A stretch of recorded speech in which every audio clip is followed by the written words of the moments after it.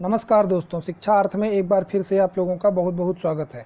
दोस्तों, हम लोग यूपी लेखपाल में ग्रामीण परिवेश का अध्ययन कर रहे थे, जिसमें से ग्राम पंचायत का अध्ययन हम लोग कर रहे थे। दोस्तों, हम लोग आज उसी ग्राम पंचायत के वीडियो में आगे का डिस्कस करेंगे। तो आइए दोस्तों, स्टार्ट करते हैं।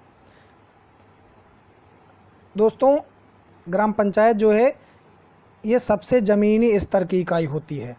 ग्राम पंचायत सबसे ज़मीनी स्तर की और सबसे निम्न इकाई होती है और ग्राम पंचायत या ग्राम सभा को संवैधानिक दर्जा दिया गया है 73वें संविधान संशोधन के अंतर्गत। ये हम लोग पढ़ चुके हैं। कब दिया गया था? तो 20 अप्रैल 1993 को दिया गया था। इससे पहले ग्राम पंचायत का वर्णन संविधान के भाग 4 और अनुच्छेद 40 में था। ग्राम पंचायत को संवैधानिक दर्जा नहीं दिया गया था। संविधान के 73वें संविधान संशोधन के द्वारा जोड़ा नहीं गया था। उससे पहले की बात है कि भाग 4 के अनुच्छेद 40 में ये वर्णित था। दोस्तों, अब हम लोग देखते हैं ग्राम पंचायत का इतिहास। तो भारत के इतिहास में ग्राम पंचायतों का वर्णन अनेक बार दोस्तों किया गया है। वैदिक काल में जो गांव थे उसको पंचायतों का अस्तित्व हुआ करता था। उस समय जो पुराने समय में जो गांव थे उसमें भी पंचायतें हुआ करती थी। उस समय ग्राम के प्रमुख को ग्रामीणी कहा जाता था। क्या कहा जाता था दोस्तों? तो ग्रामीणी कहा जाता था गांव के प्रमुख को। और बौद्ध काल के समय में इस इकाई को ग्राम परिषद कहा जाता था। ग्राम सभा जो थी उसको ग्राम परिषद कहा जाता था और इसके प्रमुख को ग्राम भोजक कहा जाता था। और दोस्तों, परिषद अथवा पंचायत ग्राम की भूमि की व्यवस्था करती थी तथा ग्राम में शांति एवं सुरक्षा बनाए रखने के लिए भोजक लोगों की सहायता करते थे। जो ये भोजक होते थे, ग्राम प्रधान जिनको कहा जाता है, यही लोग गांव की शांति और सुरक्षा का काम करते थे, जिन्हें भोजक कहते थे पहले के समय में। दोस्तों, वैदिक काल के में जो ये भोजक होते थे और ये जो पंचायतें होती थी, इसका वर्णन कौटिल्य ने अपनी पुस्तक अर्थशास्त्र में भी किया है। लिखा है कि गांव के मुखिया को ग्रामिक कहा जाता था। किस बुक में? कौटिल्य की अर्थशास्त्र में इसका वर्णन मिलता है। दोस्तों, जो ये कौटिल्य की पुस्तक है अर्थशास्त्र, इसमें क्या होता था कि गांव की एक सार्वजनिक निधि होती थी जिसमें जुर्माना दंड से धन आता था। जो ये धन आता था गांव की सुरक्षा, नाली खड़ंजे इत्यादि की मरम्मत के लिए, तो जो वहाँ के दंड और जुर्माना आदि से जो आता था, वहाँ से ये दंड आता था, जिसको सार्वजनिक निधि कहते थे। गुप्त काल में ग्राम शासन की सबसे छोटी इकाई होती थी जिसके प्रमुख को ग्रामिक कहा जाता था। और अब क्या कहा जाता है? अब मुखिया कहा जाता है और तब ग्रामिक कहा जाता था। गुप्त काल के समय की बात है। और दोस्तों, जो ग्रामिक होता था, गांव का मुखिया जो होता था, ये पंचमंडल या पंचायत की सहायता से शासन करता था। आज के समय में जो पंच होते हैं वो उन्हीं को पहले पंचमंडल या पंचायत कहते हैं। उन्हीं की सहायता से वो गांव का शासन चलाता था। अब दोस्तों देखते हैं कि मध्यकाल के समय में गांव की स्थिति क्या थी। तो दोस्तों, जब मध्यकाल की बात करते हैं तो 9वीं और 10वीं शताब्दी के चोल और मल्लूर शिलालेखों से पता चलता है कि दक्षिण में पंचायतों की व्यवस्था थी। कब? 9वीं और 10वीं शताब्दी में जो चोल और उत्तर के मल्लूर थे, उनके शिलालेखों से यह पता चलता है कि वहाँ पर भी पंचायतों की व्यवस्था नियमित रूप से थी। चोल शासन का महत्वपूर्ण अंग था। चोल जो है ग्राम सुशासन चोल का महत्वपूर्ण अंग था। ग्राम सुशासन जो है चोल का एक महत्वपूर्ण अंग हुआ करता था उस समय। अब दोस्तों देखते हैं कि अंग्रेज़ों के समय में, ब्रिटिश काल में गांव की स्थिति कैसी थी, ग्राम समाज कैसा था। तो अंग्रेज़ों के शासनकाल में इस व्यवस्था को छिन्न भिन्न कर दिया था। दोस्तों, अंग्रेजी शासनकाल जब आया तो ये जो पहले की अपनी व्यवस्था थी इसको छिन्न भिन्न कर दिया, इसको ख़त्म कर दिया।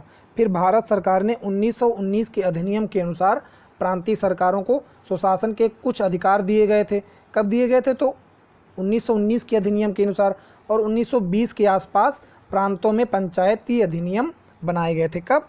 1920 के आसपास गांव में पंचायती अधिनियम फिर से बनाए गए थे। अब दोस्तों, अगर अपने उत्तर प्रदेश की बात करें, जिसको संयुक्त प्रांत भी पहले कहा जाता था, तो 1920 के पंचायती अधिनियम के अधीन लगभग 4700 ग्राम पंचायतों की स्थापना की गई थी।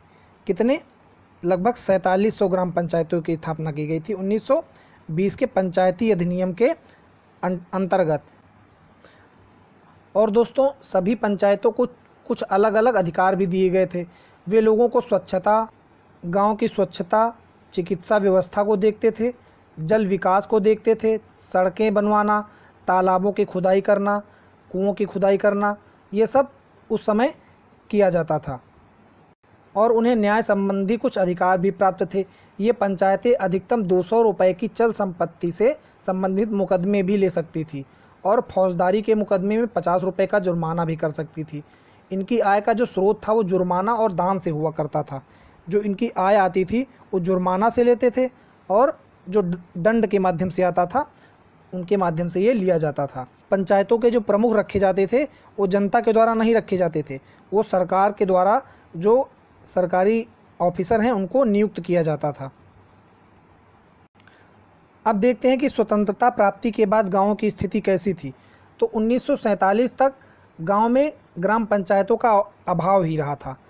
1947 तक मतलब देश आज़ाद होने तक गांव में पंचायतों का अभाव रहा, नियमित रूप से पंचायतें नहीं बन पाई थी। स्वतंत्रता के बाद इस व्यवस्था को नए सिरे से फिर से चलाने का प्रयास किया। जब देश स्वतंत्र हुआ तो उसके बाद से देश में इस व्यवस्था को फिर से लाने का प्रयास किया गया। उत्तर प्रदेश में 1947 में पंचायती राज अधिनियम बना और 73वें संशोधन के अंतर्गत 1993 में ग्राम पंचायत को फिर से संविधान में जोड़ा गया। ये हम लोग पढ़ चुके हैं। अगर आपको फिर से देखना है तो डिस्क्रिप्शन बॉक्स में दी हुई है, उस पर क्लिक करके आप देख सकते हैं। अब दोस्तों देखते हैं ग्राम सभाएं क्या होती हैं।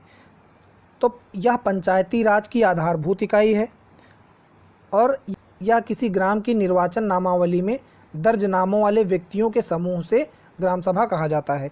जो निर्वाचन नामावली में जो नाम दर्ज होते हैं व्यक्तियों के, उनके समूह को क्या कहा जाता है, तो ग्राम सभा कहा जाता है। इसमें एक या एक से अधिक गांव भी शामिल हो सकते हैं। और जो ग्राम सभा की बैठक होती है वो वर्ष में 2 बार ज़रूर होनी चाहिए। इस बारे में सदस्य को सूचना भी गांव के प्रधान के द्वारा दी जानी चाहिए। 15 दिन पूर्व सूचना दी जानी चाहिए नोटिस के माध्यम से। कुछ राज्यों में ग्राम सभा की जो बैठकें होती हैं वो वर्ष में 4 बार भी होती हैं। और ग्राम सभा में जो बैठकों में बुलाने का अधिकार होता है पंचायतों का वो होता है सिर्फ प्रधान का ही होता है। प्रधान ही पंचायतों के लिए बुला सकता है।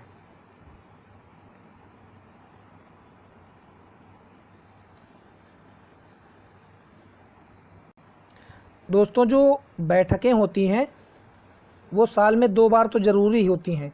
कब कब होती हैं? एक खरीफ की फसल कटने के बाद और दूसरी रबी की फसल कटने के तुरंत पहले। और ग्राम सभा की अध्यक्षता प्रधान या उप प्रधान के द्वारा की जाती है। ग्राम सभा के जो सदस्य होते हैं ग्राम सभा के जो सदस्यों की मांग पर प्रधान द्वारा 30 दिनों के बाद बैठक बुलाई जा सकती है। आप इसमें देख रहे हैं ग्राम सभा का मुखिया कौन होगा या अध्यक्ष, ग्राम प्रधान, सरपंच या मुखिया होगा और उसमें कुछ सदस्य होंगे। उसकी बैठक वर्ष में 2 बार बुलाई जाएगी, एक खरीफ की फसल कटने के बाद और एक रबी की फसल कटने से पहले। बैठक के लिए सदस्यों को 15 दिन पूर्व सूचना देनी होती है। बैठक में बुलाने का अधिकार सिर्फ ग्राम प्रधान को होता है। सभा की अध्यक्षता प्रधान या उप प्रधान करता है। बैठक में कुल सदस्यों का 1/5% उपस्थित होना आवश्यक होता है, वरना बैठक स्थगित हो जाती है। पंचायतों से संबंधित कुछ अनुच्छेद देखते हैं। ये हैं पंचायतों से संबंधित कुछ अनुच्छेद। 343A में ग्राम सभा का वर्णन किया गया है। 343B में पंचायतों का गठन किया गया है, पंचायतों के गठन की बात की गई है। 343D में पंचायतों का आरक्षण के विषय में बात कही गई है और 343E में पंचायतों का कार्यकाल के विषय में बात कही गई है। दोस्तों आपको वीडियो कैसा लगा कमेंट करके बताएं। अगर अच्छा लगा हो तो लाइक करें, दोस्तों में शेयर करें, चैनल को सब्सक्राइब करना ना भूलें। बहुत बहुत धन्यवाद।